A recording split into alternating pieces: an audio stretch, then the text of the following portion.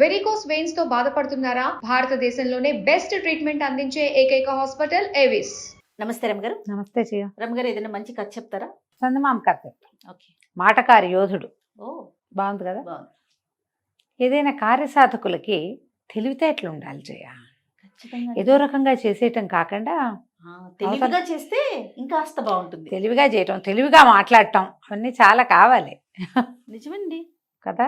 ఈ రోజుల్లో అసలు చాలా అంటే ప్రతి ఒక్క దాంట్లో తెలివితేటలు చూడాల్సిన పరిస్థితి. ఎవరికైనా తెలివి ఉంటేనే ఆ సక్సెస్ అనేది చాలా స్పీడ్గా అవుతుంది, స్మార్ట్గా అవుతుంది. అదే పైగా మాటకాడతానం ఉంటే మరీ బాగుంటుంది. చెప్పనక్కర్లేదు, మనం నేర్చుకోవాలి. ఎవరు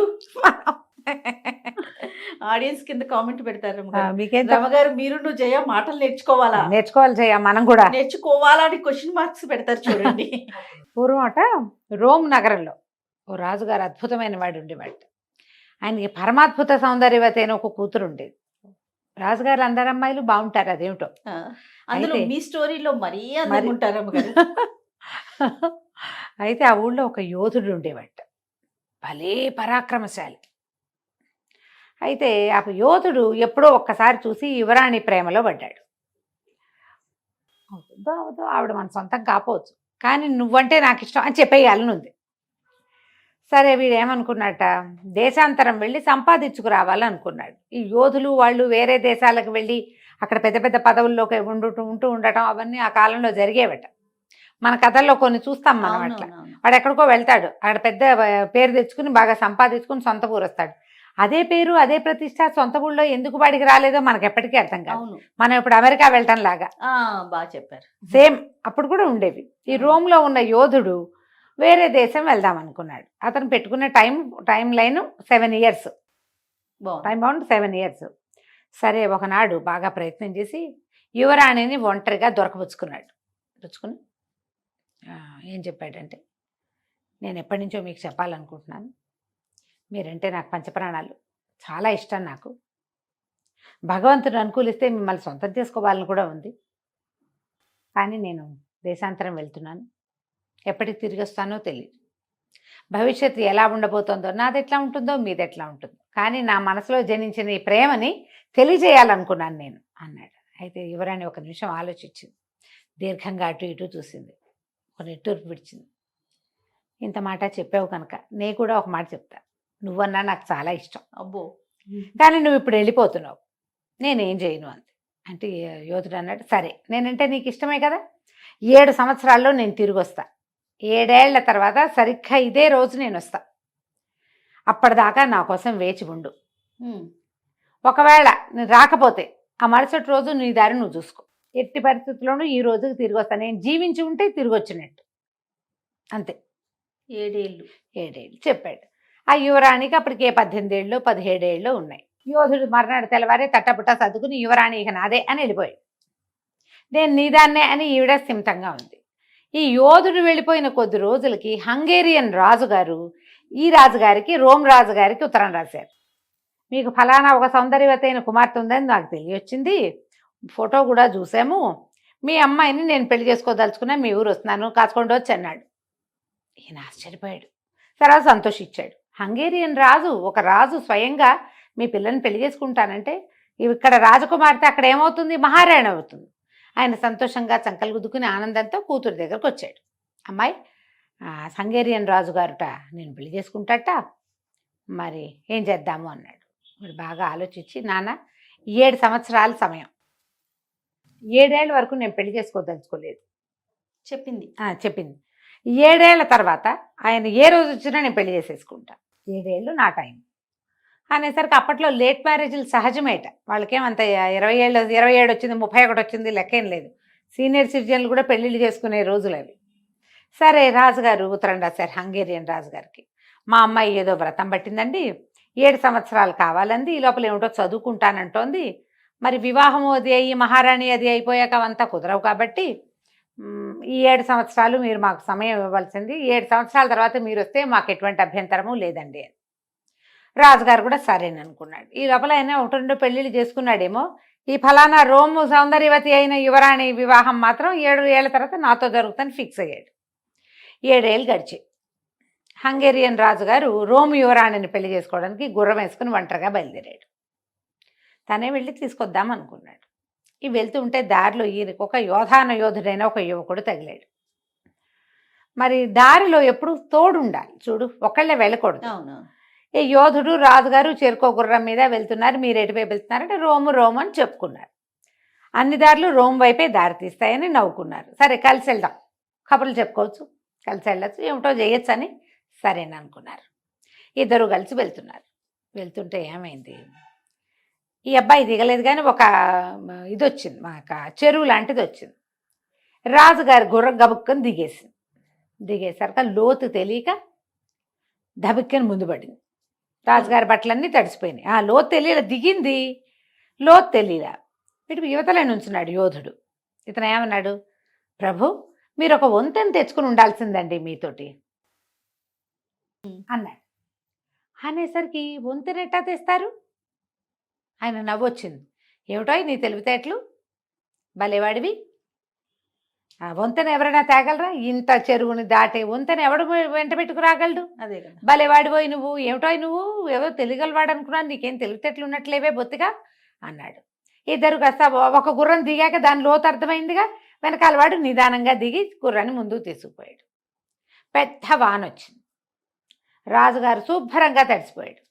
తడిసిపోతే యోధుడు అన్నాడు, మహాప్రభు మీరు మీ ఇంటిని వెంట తెచ్చుకుని ఉండాల్సిందండి, ఇల్లు ఉంటే తడిసేవారు కాదు మీరు అనేసరికి రాజు అన్నాడు, మా ఇల్లు ఏమిటి చిన్న ఇల్లు, గుడిసె అనుకున్నావేమిటో, నేను రాజుని, చాలా పెద్ద భవంతి కోట మాది, దాన్ని ఎట్టా వెంట పెట్టుకొస్తాం, నువ్వు మరీ విడ్డూరంగా ఉన్నావు, ఉన్నా కొందుకి నీ తెలివితేటలు తక్కువగా కనపడుతున్నాయే నాకు, భలేవాడిపోయి అన్నాడు.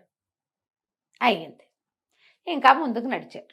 బాగా కొన్ని గంటలు అయ్యేసరికి ఆకలేయటం మొదలుపెట్టింది. ఏమిటో ఆకలేస్తున్నట్టుంది అన్నాడు. మహాప్రభు నా దగ్గర భోజనం ఉంది, నాతో భోంచేస్తారా మీరు అని అడిగాడు యోధుడు.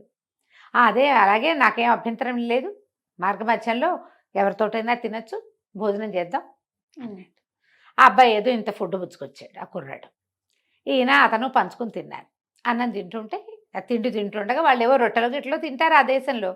ఇతను ఏమన్నాడు, మీ అమ్మా నాన్నని తెచ్చుకోవాల్సిందండి మీరు, అమ్మా నాన్న లేకుండా వస్తే ప్రయాణంలో కష్టం అన్నాడు. అనేసరికి రాజుగారు ఆశ్చర్యపోయి, మా నాన్న ఏనాడో పోయాడు, మా అమ్మ కడు వృద్ధురాలు, ఆవిడ భవంతిలోనే అటు ఇటు నడిచేది లేదు, వాళ్ళని వెంటేసుకుని పెళ్ళికెళ్తూ పెళ్ళిని సంకటి పెట్టుకెళ్ళినట్టు పెద్దవాళ్ళని వెంటేసుకుని ఎట్టా వెళ్తానో, ప్రయాణంలో అమ్మా నాన్న ఎందుకు, నువ్వు భలేవాడివి అన్నాడు. నువ్వు అసలు మూర్ఖుడుగా కనపడుతున్నావు, నువ్వు తెలివిగా లేవు, నీ మాటలు ఏవి, నువ్వు తెలివి తక్కువ వాడివిగా ఉన్నావు, ఎట్ట బతుకుతావో ఏమిటో నోయి నువ్వు అంటే. ఇతను ఏమన్నాడు, దాందే వదిలేండి, ఎవడి తెలివి వాడిది, ఎవరి రకం వాళ్ళది కదా, మీ తెలివి మీదే, నా తెలివి నాది. రోమ్ దాకా వచ్చారు, మహానగరంలోకి ప్రవేశించారు. ప్రవేశిస్తుంటే ఈ అబ్బాయి చెప్పాడు, బాబు ఇక్కడి నుంచి మన దారులు చేలుతాయండి, మీ దారిని మీరు వెళ్ళండి, నేను 7 ఏళ్ల క్రితం వాలేసి వచ్చాను, దాని పరిస్థితి ఎట్లా ఉందో చూసుకోవాలండి, బతుకుంటే మళ్ళీ కలుసుకుందాం అని రాజుగారికి నమస్కారం పెట్టి వెళ్ళిపోయాడు. ఆ అబ్బాయి దారిని అబ్బాయి పోయాడు. మన రాజుగారి హంగేరియన్ రాజుగారు రోమ్ రాజుగారి ఇంటికి చేరారు. భవంతి బయటికి వెళ్ళంగానే ఈయన గుర్రం చూసి వాళ్ళు గుర్తుపట్టారు. ముందే ఉత్తరం రాసి ఉంటాడు నేను వస్తున్నానని.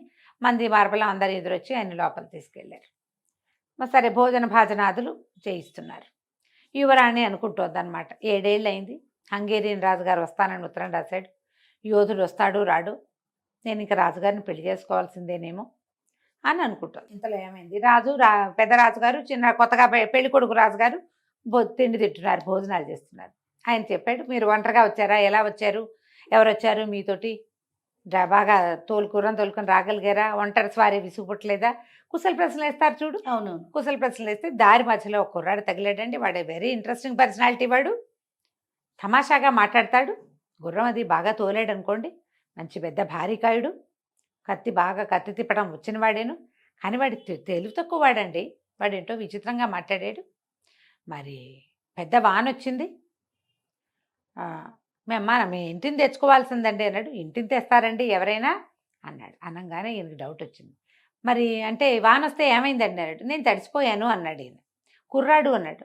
వాడు సంచిలోంచి ఒక దుప్పటి తీసి కప్పుకున్నాడండి అని చెప్పాడు రాజు. కుర్రాడని మా రాజుగారు అడిగితే చెప్తున్నాడు అనమాట. అంటే వాడు దుప్పటి తీసి కప్పుకున్నాడు. ఇతను అన్నాడు, ఇల్లు అంటే అదేనండి, తలదాచుకునే స్థలం. వాడు ఆ దుప్పట్లో తన తలదాచుకుని తల ఒళ్ళు తడవకుండా చూసుకున్నాడు. అదేం తెలివి తక్కువ మాట కాదండి.